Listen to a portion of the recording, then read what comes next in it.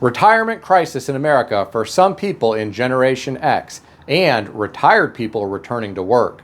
Hi, it's Edward, back with another video. I was sick for several days, so I apologize for no new video content.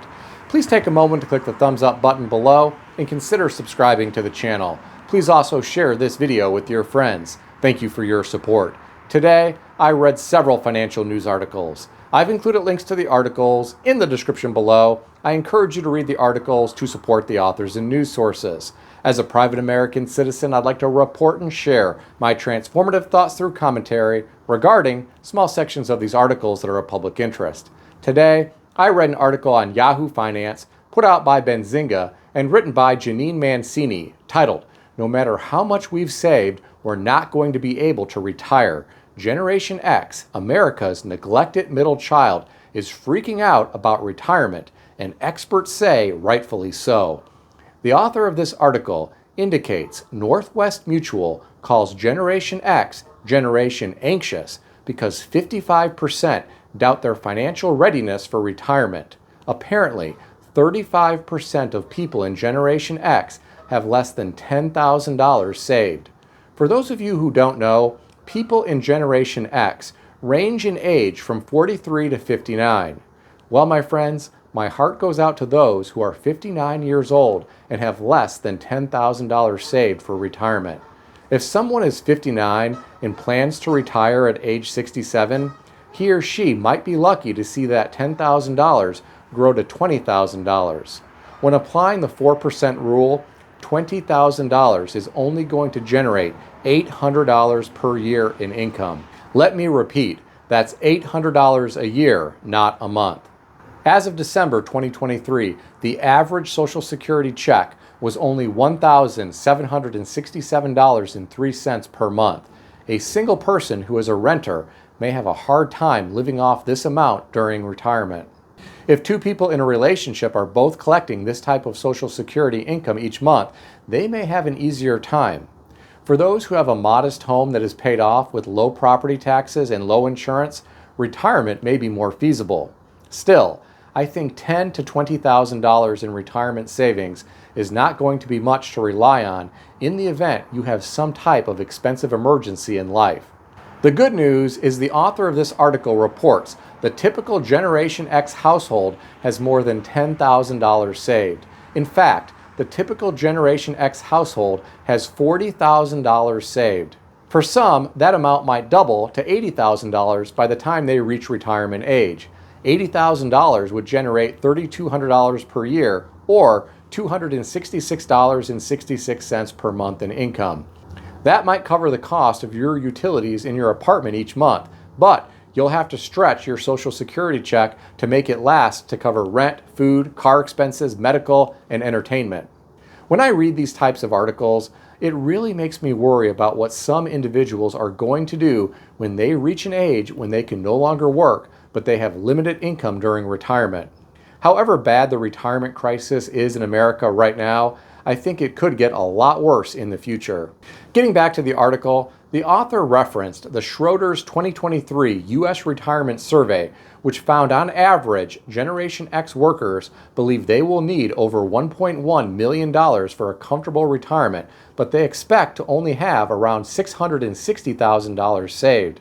Because of this, over 60% of non-retired Generation Xers lack confidence in achieving their dream retirement. I have to wonder how they expect to have $660,000 saved when the author reported earlier that the typical Generation X household has $40,000 saved right now. Are these people hoping their portfolio includes the next Nvidia or the next Amazon? I really think some individuals may have unrealistic expectations, and they may be in for a very rude awakening down the road. I also have to wonder, what is a dream retirement? This is very unique to everyone. For some, this may be gardening in the backyard of their modest home with no boss hassling them anymore. For others, it may be jet-setting around the world to exotic destinations. Even for those who are fortunate enough to save $1.1 million, this is only going to generate $44,000 per year when applying the 4% rule.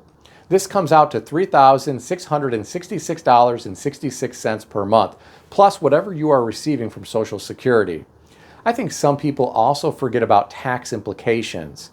Don't get me wrong, people with $1.1 million saved for retirement are going to be a lot better off than someone with $10,000 saved, but it is unlikely to fund lavish travel around the world during retirement years, especially given how much airfare, hotel, and restaurants cost these days.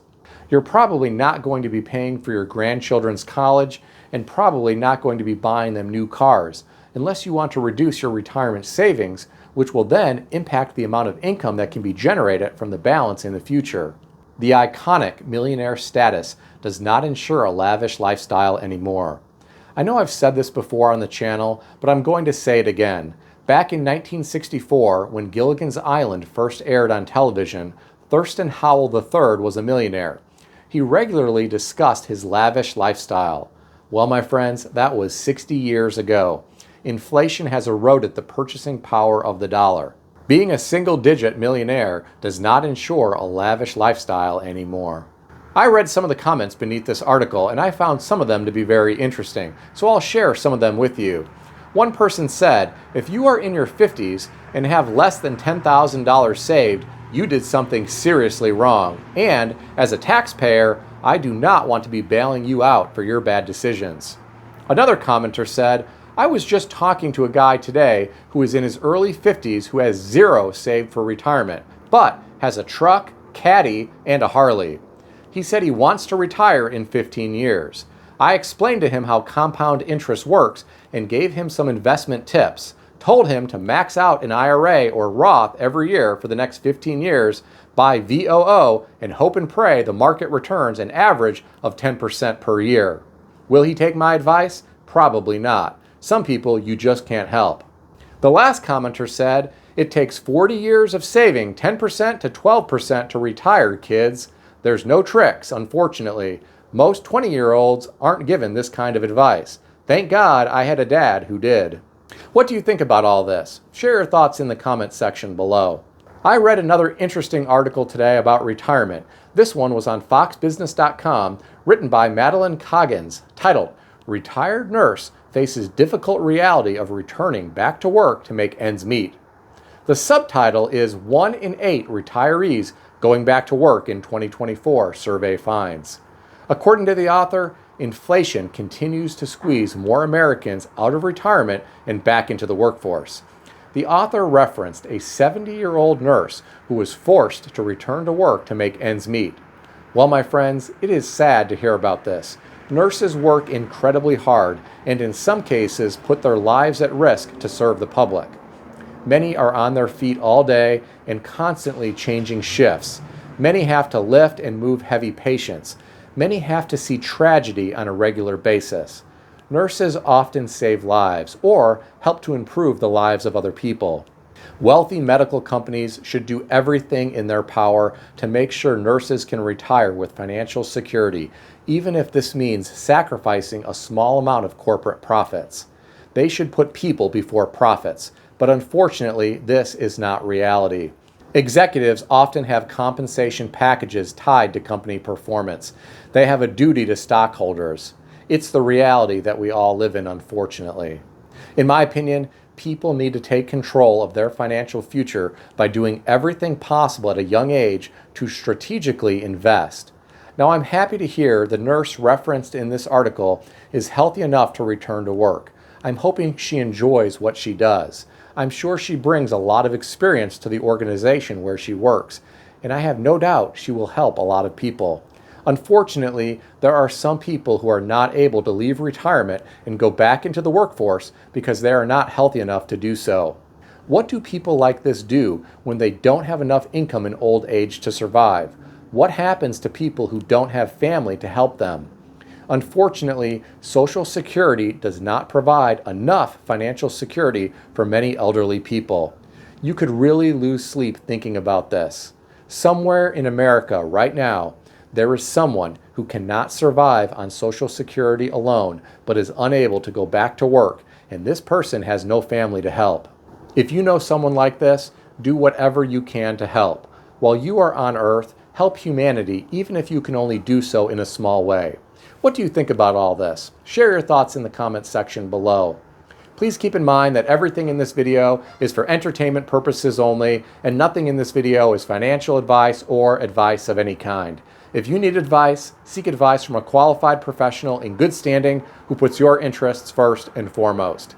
If you enjoyed this video, consider subscribing to the channel. Please also consider sharing this video with your friends. I want to extend a special thanks to everyone who has subscribed to this channel. I want to also thank all of my channel members.